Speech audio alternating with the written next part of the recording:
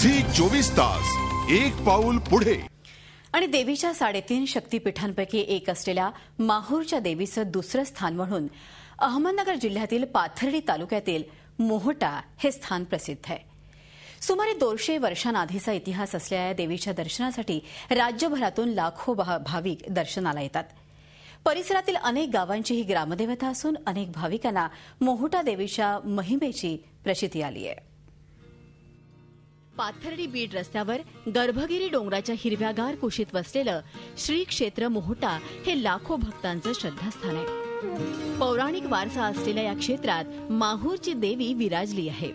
सुमारे 200 वर्षांपूर्वी मुघल साम्राज्याच्या काळात माहूरची देवी इथे आल्याची आख्यायिका आहे। मोहोटा गावातील एका शेतकऱ्याची पांढरी गाय हरवली आणि ती या उंच अशा डोंगरावर सापडली। त्यावेळी गाव जिथे होतं तिथे देवीचा तांदळा प्रकट झाला। त्या दिवसापासून या ठिकाणी मोहोटा देवीची पूजा केली जाते अशी आख्यायिका प्रसिद्ध आहे।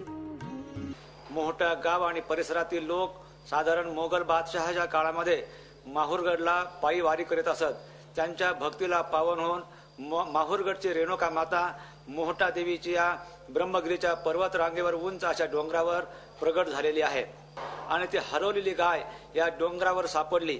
ज्यावेळेस गाय या ठिकाणी आहे असं दिसून आलं त्यावेळेस गाय पाहणावली आणि ज्या ठिकाणी पाहणावली त्याच ठिकाणी आज आपण पाहतो मोहोटा देवीचा दिव्य आणि भव्य असा तांदळा त्यांना दिसून आला। डोंगरावर उभारलेल्या या मंदिरात देवीचा मनोहारी तांदळा आहे। नवरात्रामध्ये या तांदळावर सोन्याचा मुकुट चढवला जातो। गोरगरिबांचं कुलदैवत असलेल्या या देवीचं दर्शन घेण्यासाठी राज्यातूनच नव्हे तर राज्याबाहेरूनही देखील भाविक येतात। एवढंच नाही तर ही देवी नवसाला पावणारी असल्यानं महिलांची विशेष श्रद्धा या देवीवर आहे। मी प्रत्येक पौर्णिमाला देवीच्या दर्शनाला येते इथं आणि माझे बघून माझ्या बरोबर शेजारी पाजारी पण येतात, त्यांच्या पण नवसाला देवी पावली। विशेष म्हणजे मोहोटा देवी मंदिराचं व्यवस्थापन न्यायालयीन क्षेत्र असल्यानं येथील व्यवस्था चोख आहे। लवकरच या वास्तूचा जीर्णोद्धार होणार आहे। 15 कोटी खर्चून 85,000 चौरस फुटाच्या क्षेत्रफळात ही वास्तू उभारली जाते। या वास्तूचं वैशिष्ट्य म्हणजे दाक्षिणात्य कलाकृतीचं प्रतीक असलेलं हे मंदिर श्रीयंत्राच्या आकारावर आधारित आहे आणि महाराष्ट्रातील एकमेव असं भव्य मंदिर आहे।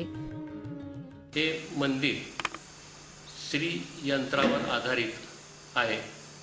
या मंदिराचं वैशिष्ट्य असं की देवीचे दर्शन घेण्यापूर्वी 64 योगिनींचं दर्शन, अष्टभैरवांचं दर्शन, गणपती आणि मारुतींचं दर्शन सर्व भक्तांना रांगेतूनच लाभणार आहे। नवरात्र उत्सवात दरवर्षी लाखो भाविक दर्शनाला इथे येतात। त्यामुळे येणाऱ्या भाविकांची गैरसोय होऊ नये यासाठी व्यवस्थापनातर्फे अनेक सुविधा केल्या आहेत। झी 24 ताससाठी अहमदनगरहून निखिल चौकरसह ब्युरो रिपोर्ट। झी 24 तास एक पाऊल पुढे।